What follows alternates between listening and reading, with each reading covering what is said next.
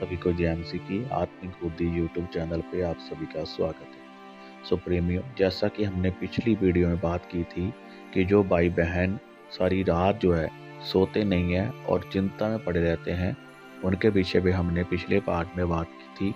उस वीडियो का लिंक मैं डिस्क्रिप्शन में दे दूंगा, जेकर आपने वो वीडियो नहीं देखी तो आप जाकर देख सकते हैं। तो आज हम बात करेंगे उन भाई बहनों के लिए जो पूरी रात सोते हैं और प्रार्थना नहीं करते हैं। तो आइए अब हम इस वीडियो को शुरू करेंगे। वीडियो शुरू करने से पहले जेकर आपने इस चैनल को सब्सक्राइब नहीं किया तो आप प्लीज़ इस चैनल को सब्सक्राइब कर लीजिए और बेल आइकन को दबा लीजिए ताकि जो नई अपडेट है वो आपको मिलती रहे। तो आओ प्रेमियों, अब हम इस वीडियो को शुरू करते हैं। सो प्रेमियों, आज हम बात करने वाले हैं कि जेकर हम पूरी रात सोते हैं और प्रार्थना नहीं करते तो हमारे आत्मिक जीवन में क्या होता है।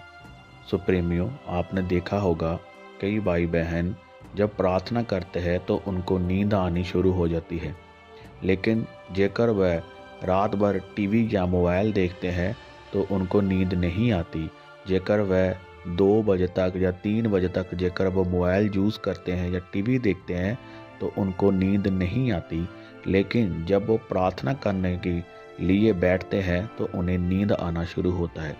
सो प्रेमियों, आपने देखा होगा कि जो भाई बहन पूरी रात सोते हैं तो फिर उनकी लाइफ में जो है शैतान है वो जल्दी और ज़्यादा काम करता है,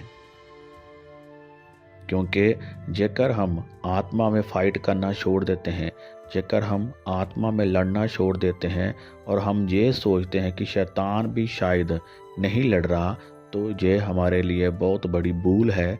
क्योंकि जेकर हम आत्मा में लड़ना छोड़ देंगे तो शैतान आत्मा में लड़ना नहीं छोड़ता, वह अपना काम समय सिर करता ही रहता है।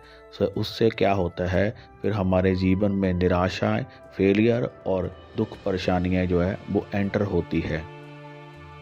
सो जिसके बारे में नीति वचन 24 उसकी 33 आयत में भी लिखा हुआ है। आओ अब हम इस वचन को पढ़ते हैं।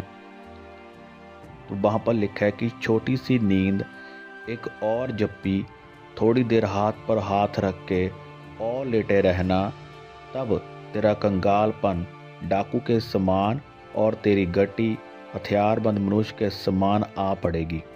सो प्रेमियों, जैसा कि वचन में लिखा है कि हम सोचते हैं कि थोड़ा देर और सोना, थोड़ा दिन और लेटे रहना, तो उससे क्या होता है, उससे फिर हमारे जीवन में कंगालपन आता है। ये मैं नहीं, ये वचन कहता है। आप नीति वचन 24 उसकी 33 आयत को पढ़ सकते हैं। तो हमें परमेश्वर क्या कहता है कि कंगालपन और हथियारबंद मनुष्य के समान जो है गति हमारे जीवन में फिर एंटर होती है। हम सोचते हैं कि हमारे लाइफ में जो सब कुछ, जो निराशा है, जो परेशानी है, जो गति, जो गरीबी, ये कहाँ से आती है, तो आपको नहीं पता। जब आप सोते हैं, लंबा समय आप सोते हैं, तो शैतान आपको रात में वो आपको एक गिफ्ट दे के जाता है। उस गिफ्ट को हम गरीबी बोलते हैं। वो आपको गिफ्ट में गरीबी दे के जाता है, गिफ्ट में आपको बीमारियां दे के जाता है। जब हम रात भर सोए रहते हैं और प्रार्थना नहीं करते, तो मैं आपको फिर से ये बात कहना चाहता हूँ कि जेकर हम सोए हुए हैं तो हम ये सोचते हैं कि शायद शैतान भी सो गया है, तो ये आपकी बहुत बड़ी भूल है। क्योंकि जब हम सोते हैं तो उस समय शैतान हमारे जीवन में काम करता है। प्रेमियों, जेकर हम रात को प्रार्थना करते हैं, 1 घंटा 2 घंटे जब हम रात को प्रार्थना करते हैं तो फिर परमेश्वर हमें आने वाले समय के लिए बताता है। जेकर वह हमें प्रार्थना में नहीं बताएगा, तब जब हम प्रार्थना करके लेटते हैं, सोते हैं, तो परमेश्वर सपनों के द्वारा हमसे बात करते हैं। फिर वो हमें आने वाले समय के बारे में बताते हैं। जो आने वाले समय में जो परीक्षा होती है, फिर वो हमें परीक्षा में पढ़ने नहीं देते, फिर वो हमें गाइड करते कि हमें क्या करना है और किस प्रकार अपनी लाइफ को जीना है। तो प्रेमियों, जैसा कि आपने वचन में पढ़ा होगा कि पतरस प्रभु यीशु मसीह के साथ साथ रहता था और वो कहता था कि परमेश्वर, जेकर तू मरेगा तो मैं तेरे साथ मरूंगा। तो वह पतरस जो परमेश्वर को ये बातें कहता था, वही पतरस ने प्रभु यीशु मसीह का 3 बार इकरार किया था। प्रेमियों, मैं आपको बताना चाहता हूँ कि जब प्रभु यीशु मसीह ने पकड़वाए जाना था और पकड़वाए जाने से पहले अपने चेलों को वो अपने साथ लेके जैतून के पहाड़ के ऊपर जाते हैं और वहाँ पर जाके प्रार्थना करते हैं और अपने चेलों को बोलते हैं कि प्रार्थना करो ताकि तुम परीक्षा में ना पड़ो। तो क्या होता है कि उस समय पतरस सोया होता है और चेले जो है वो सोए होते हैं। जब प्रभु यीशु मसीह प्रार्थना करने के बाद जब वो वापस आते हैं तो क्या देखते हैं कि चेले सोए हुए थे, जिसके विषय में लुक्का 22 उसकी 39 से लेकर 46 आयत तक आप पढ़ सकते हैं। जब हम लुक्का 22 उसकी 40 आयत को पढ़ते हैं तो वहाँ पर लिखा है कि उस जगह पहुंचकर उसने उनसे कहा, प्रार्थना करो कि तुम परीक्षा में ना पड़ो। सो प्रेमियों, जब वो सोए होते हैं तो प्रभु यीशु मसीह को जो पकड़वाए जाने का समय था वह फिर आ जाता है। तो मैं आपको बताना चाहता हूँ कि वही पतरस जो प्रभु यीशु मसीह को ये बात कहता था कि प्रभु जेकर तू मरेगा मैं तेरे साथ मरूंगा, तो पतरस की उसके अगले दिन ही जो है परीक्षा होती है और वही पतरस जो ये बात कहता था कि प्रभु मैं तेरे साथ मरूंगा, वही पतरस ने फिर प्रभु यीशु मसीह का 3 बार इनकार भी किया। सो जब पतरस को पूछा जाता है कि तू प्रभु यीशु मसीह का चेला है तो वह 3 बार इनकार करता है, कहता है कि मैं प्रभु यीशु मसीह का चेला नहीं हूँ। सो इसी प्रकार फिर वह चेलों की गिनती में ना गिना गया। तब जब यीशु मसीह तीसरे दिन मुर्दों में से जी उठे तब प्रभु यीशु मसीह ने फिर 3 बार पतरस से करार करवाया था कि पतरस तू मुझसे प्रेम करता है। तो पतरस ने कहा था कि हाँ प्रभु यीशु मसीह तो मैं तुमसे प्रेम करता हूँ। तो परमेश्वर ने कहा था कि जा और मेरी भेड़ों को चला।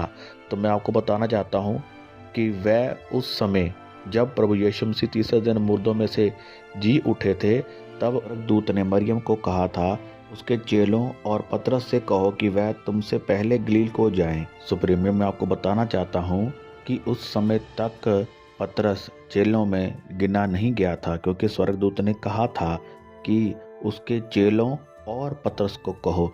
सो प्रेमियों, एक मिस्टेक की वजह से, एक गलती जो पतरस ने की थी उस समय, उसने जब प्रभु यीशु मसीह ने उसे कहा था कि पतरस प्रार्थना करो कि तुम परीक्षा में ना पड़ो, तब उसने प्रार्थना नहीं की थी और वो रात भर सोए रहे थे। तब उसके ऊपर जब परीक्षा आई तो वह प्रभु यीशु मसीह का इनकार करता है और चेलों की गिनती में से निकाला जाता है। सो प्रेमियों, इसी प्रकार अब हम भी प्रार्थना नहीं करते, फिर हम परीक्षा में पढ़ते हैं, फिर हमारे ऊपर परीक्षा आती है और फिर जब परीक्षा आती है फिर हम रो रो के फिर हम प्रार्थना करते हैं कि खुदा तू हमारी क्यों नहीं सुनता, परमेश्वर तू हमारी प्रार्थनाओं के उत्तर क्यों नहीं देता। तो प्रेमियों, मैं आपको बताना चाहता हूँ कि जब दानियल के ऊपर परीक्षा आई थी, जब उसको शेरों की मांग में फेंका गया था, तब दानियल ने उस समय प्रार्थना नहीं की थी। दानियल की पहले की हुई प्रार्थनाएं, वह 3 टाइम प्रार्थना में जाता था। उसकी पहले की गई प्रार्थनाओं ने शेरों के मुंह को बंद कर दिया था। सो इसी प्रकार जब हम परीक्षा आने के बाद प्रार्थना करते हैं तो फिर हमारी प्रार्थनाएं सुनी नहीं जाती। सो हमें परीक्षा आने से पहले ही हमें निरंतर प्रार्थना में बने रहना होता है। जब हम प्रार्थना करते रहते हैं फिर हमें परमेश्वर परीक्षा में पढ़ने नहीं देता, वह हमें समय समय पर गाइड करता है, फिर समय समय पर हमें सिखाता है कि हमें क्या करना है और किस प्रकार अपने जीवन को जीना है। सो प्रेमियों, इसी प्रकार में परमेश्वर का वचन कहता है, इफिसियों 5 उसकी 14 आयत में लिखा है कि ये सोने वाले जाग और मुर्दों में से जी उठ तो मसीह की ज्योति तुम पर चमकेगी। सो प्रेमियों, आज हमें जागने की ज़रूरत है और हमें प्रार्थना करने की ज़रूरत है। जेकर हम रात को प्रार्थना नहीं करते तो हम मुर्दों के समान हैं, जैसा कि वचन हमें कहता है कि हे सोने वाले जाग और मुर्दों में से जी उठ। सो प्रेमियों, अब हमें मुर्दों में से जी उठने की ज़रूरत है। हमें रात को प्रार्थना करने की ज़रूरत है। जेकर हम रात भर सोए रहते हैं और प्रार्थना नहीं करते तो फिर हमें उस गरीबी से, उस निराशाओं से, परेशानियों से कोई भी बचा नहीं सकता। सो प्रेमियों, ये वचन के द्वारा परमेश्वर आपको बहुत सारी आशीष दे। जेकर आपको ये वचन अच्छा लगा हो तो इस वीडियो को लाइक करना और ज़्यादा से ज़्यादा शेयर करना, ताकि और भी जो भाई बहन हैं उन तक भी ये वचन पहुंच सके। सभी को जय मसीह की।